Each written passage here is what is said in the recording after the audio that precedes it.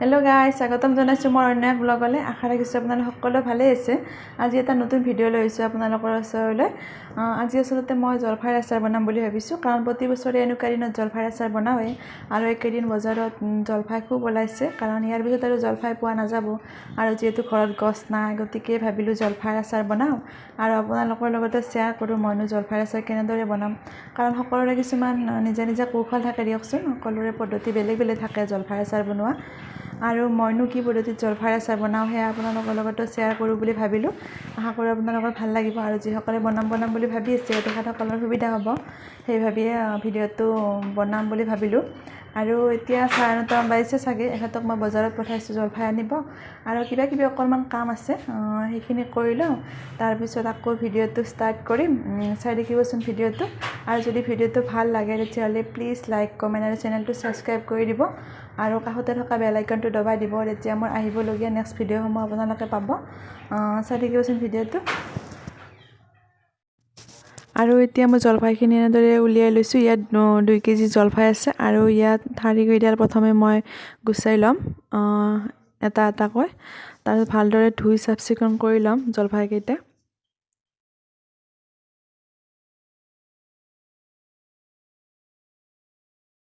আৰু এতিয়া এটা পাত্ৰত পানী লৈছোঁ মই, আৰু এইখিনি মই এতিয়া গেছত উঠাই দিছোঁ। আৰু ইয়াত মই নিমখ দিছোঁ, অকণ সৰহকৈ দিছোঁ, আৰু এইখিনি এতিয়া উতলিব দিম।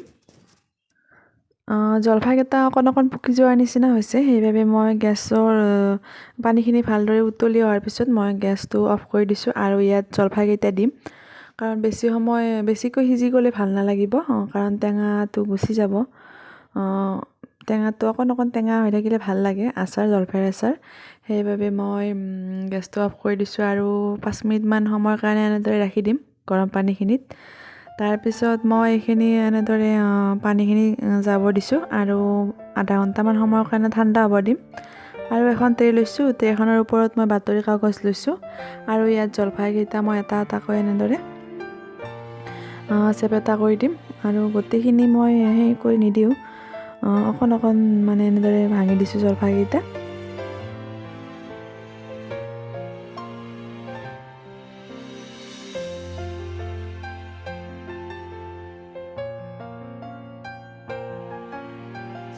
আৰু এইখিনি এতিয়া মই ইয়াৰ ওপৰত অকণমান নিমখ দিম, আৰু হালধি দিম।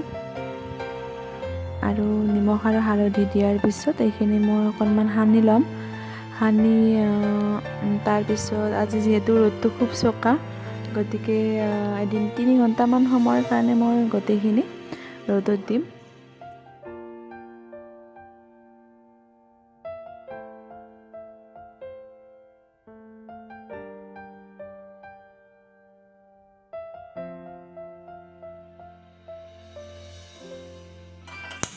আৰু এনেদৰে কিছু সময় পানীখিনি মই আঁতৰি যাব দিছোঁ জলফাইখিনিৰ পৰা। তাৰপিছত মই টাৱা এখন বহাই লৈছোঁ গেছৰ ওপৰত, আৰু এতিয়া মই মছলাখিনি ৰেডি কৰি ল'ম।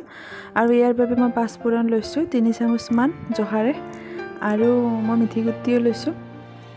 মিঠি গুটিও মই 3 চামুচমান লৈছোঁ। আৰু তাৰপিছত মই বগা সৰিয়হ লৈছোঁ। বগা সৰিয়হটো অকণমান সৰহকৈ লৈছোঁ।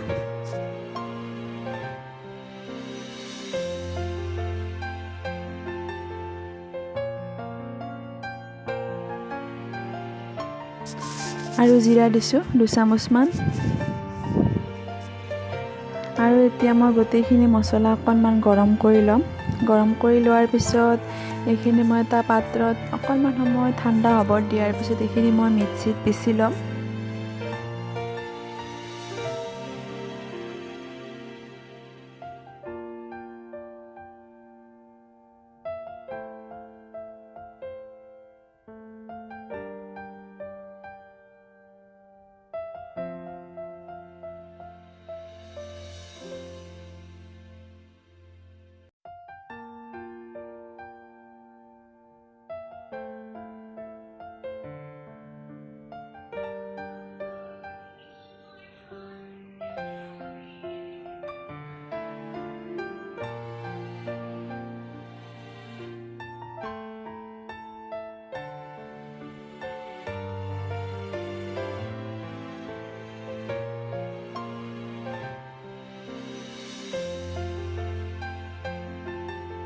ৰ'দত থৈ দিয়া জলফাইখিনিত এতিয়া মই মছলা দিম আৰু তাৰ বাবে মই কেৰাহী এখন গেছত বহাই লৈছোঁ। তাত মই মিঠাতেল দিম।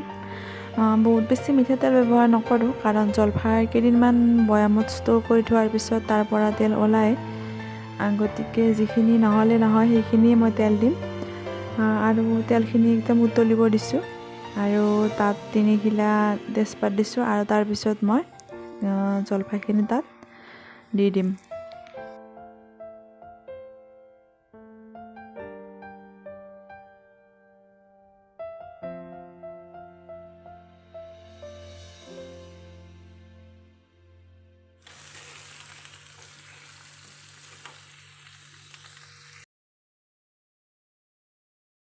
আৰু এতিয়া মই ইয়াৰ ওপৰত মছলাখিনি দি দিম। যিখিনি মছলা মই মিক্সিত পিচি থৈছিলোঁ সেইখিনি দি দিম ভালদৰে।